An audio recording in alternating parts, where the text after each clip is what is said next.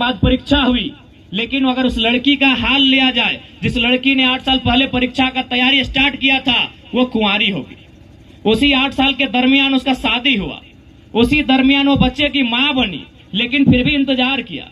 इंतजार इस बात का हुआ कि परीक्षा कब आएगा, परीक्षा जब आएगा उस परीक्षा में बैठेंगे। क्यों न उसको भी मालूम है, अगर उस परीक्षा को पास करेंगे तो हमारे बच्चों का तकदीर ठीक होगा, अगर हम एक नौकरी पा लेंगे तो अपने बच्चों का परवरिश ठीक करेंगे। इसलिए जो बहन 8 साल पहले उस परीक्षा की तैयारी करने में जुटी थी, वो कुंवारी होगी। उसी कालखंड में शादीशुदा हो गई, उसी कालखंड में एक बच्चों की मां बन गई, लेकिन फिर भी उस परीक्षा का इंतजार किया। और बिल्कुल 28 जनवरी 2024 को उसको एडमिट कार्ड मिला, परीक्षा का तारीख मिला 28 जनवरी 2024। वह परीक्षा देने के लिए गई भी, उसने परीक्षा को लिखा भी, और वो घर वापस आने लगी। ट्रेन में बैठकर, बस में बैठकर, भाड़े गाड़ी में बैठकर जब वो घर आने लगी तो रास्ते में एक मैसेज मिला कि पेपर लीक हो चुका है। 8 साल की तैयारी, 8 साल, किसी का आंखों का रोशनी चला गया किताब पढ़ते पढ़ते, किसी का आधा बाल उड़ गया किताब पढ़ते पढ़ते, किसी का पेट बाहर आ गया किताब पढ़ते पढ़ते, किसी का घर छूट गया किताब पढ़ते पढ़ते, कोई एक कमरे में बंद हो गया किताब पढ़ते पढ़ते। कहे न किताब पढ़ के एक परीक्षा को पास करेंगे, एक नौकरी लेंगे और अपना घर परिवार को सुधारेंगे। लेकिन क्या हुआ? 8 साल का परीक्षा, 8 साल की मेहनत, कोई हजारीबाग में रह के, कोई रांची में रह के, कोई जमशेदपुर में रह के, कोई अपने माता पिता का खेती बाड़ी को गिरवी लगा के पैसा लेके गया था, कोई अपने माँ के गहने को गिरवी रखकर पैसा लेके गया था, कोई अपने घर के बैलों को बेचकर पैसा लेके गया था, कोई अपने घर के चावल को बेचकर पैसा लेके गया था, इस उम्मीद से गया था कि परीक्षा को पास करेंगे, परीक्षा को पास करेंगे। लेकिन क्या नतीजा मिला?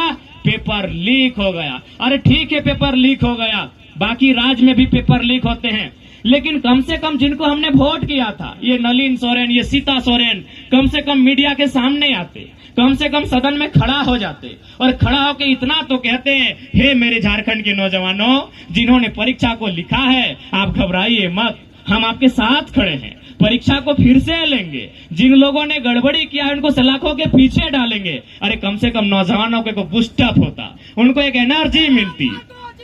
लेकिन आज इनके जुबान से एक शब्द नहीं निकला, एक शब्द नहीं निकला, न नलिन सोरेन न सीता सोरेन, एक शब्द नहीं निकला। बताइए, 6 लाख बच्चों ने फॉर्म भरा था, 6 लाख बच्चे, यानी 6 लाख परिवार, 6 लाख परिवार का आशा था एक परीक्षा, और 6 लाख बच्चों ने इस फॉर्म को भरा था। लेकिन आज क्या दुर्भाग्य, आज क्या दुर्भाग्य कि उनका मुख से एक आवाज नहीं निकला। क्यों नहीं निकला पता है? न सीता सोरेन जो मैडम है, उनकी जो बेटी है, वो परीक्षा का फॉर्म नहीं भरेगी, उनको करोड़ों का प्रॉपर्टी बन चुका है, वो विधायक बनने की तैयारी में है। नलिन सोरेन के बच्चे परीक्षा का फॉर्म नहीं भरेंगे, उनके पास करोड़ों की प्रॉपर्टी है, उनका बेटा भी विधायक बनने की तैयारी में है। उनको क्या मालूम कि एक छात्र जब तैयारी करता है, एक छात्र जब वनवास काटता है, एक छात्र जब अपने माता पिता से बिछड़ के जाता है, इनको क्या एक शब्द नहीं निकला। अब ऐसे में हम तमाम नौजवानों से तो बाद में पूछेंगे, हम तमाम गार्जियन से पूछना चाहते हैं, जो सीता सोरेन, जो नलिन सोरेन परीक्षा कैंसल पर एक आवाज नहीं, 6 लाख बच्चों के भविष्य पर एक आवाज नहीं उठा पाए, वो आपका वोट कैसे लेंगे? किस मुंह से लेंगे? हमारे माताएं बताएं, मेरे चाचा लोग बताएं, किस मुख से ये दोनों आपका वोट लेंगे? 6 लाख बच्चों का भविष्य था, इनके मुंह से एक आवाज नहीं निकला, और आप फिर भी वोट देंगे?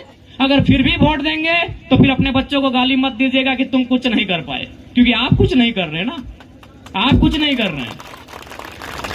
अगर फिर भी आप नलिन सोरेन और सीता सोरेन जैसे नेताओं को वोट देंगे तो हम आग्रह करेंगे, जितने गार्जियन हैं, अपने बच्चों को मत डांटिएगा कि तुम पढ़ लिख के कुछ नहीं कर पाए। कहां से करेंगे? पढ़ना लिखना उनका जिम्मा है, नौकरी लेना उनका जिम्मा नहीं है। नौकरी सरकार देती है, सरकार का जिम्मा है परीक्षा लेना, और परीक्षा नहीं लेने के बाद भी सरकार को आप वोट कर रहे हैं, परीक्षा में धांधली होने के बाद भी आप सरकार में बैठे लोगों को वोट कर रहे हैं, परीक्षा में गड़बड़ी होने के बाद भी उन नेताओं को आप जिता रहे हैं। तो दोषी आपके बच्चे नहीं, दोषी आप भी हैं मेरे गार्जियन, दोषी आप भी हैं कि आप ऐसे नेताओं को जिता रहे हैं जो आपके बच्चे की परीक्षा को लेकर चिंता नहीं करते हैं। आखिर बताइए, यहाँ जितने लोग बैठे हैं, आपके घर के बच्चे पढ़ते हैं कि नहीं पढ़ते हैं? एक सवाल उत्तर दीजिए तो, पढ़ते हैं कि नहीं पढ़ते हैं? क्यों पढ़ाते हैं? क्या उनको बकरी टकवाएंगे, उनसे छगरी का गोरखी करवाएंगे, क्या कराएंगे उनसे?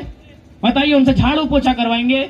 क्या करेंगे बताइए? क्यों पढ़ा रहे हैं अपने बच्चों को? हमारे जितनी माएँ हैं बताइए, हमारे जितने अंग चाचा है, हमारे जेठा है, मौसा मामा है, बताइए क्यों पढ़ा रहे हैं अपने बच्चों को? इसीलिए पढ़ा रहे हैं कि पढ़ने लिखने के बाद एक फॉर्म भरेगा, एक परीक्षा में बैठेगा, परीक्षा को पास करके वीडियो सीओ दौड़ेगा बनेगा, इसीलिए ना पढ़ा रहे हैं।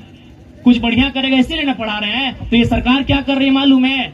आज जो ये लोग ड्रामा कर रहे हैं, जेल का ताला टूटेगा और परीक्षा कैंसिल होगा, तब कहने बोलते हैं कि जेल का ताला खुलेगा, चोरी करने वाले जेल में घुसेगा।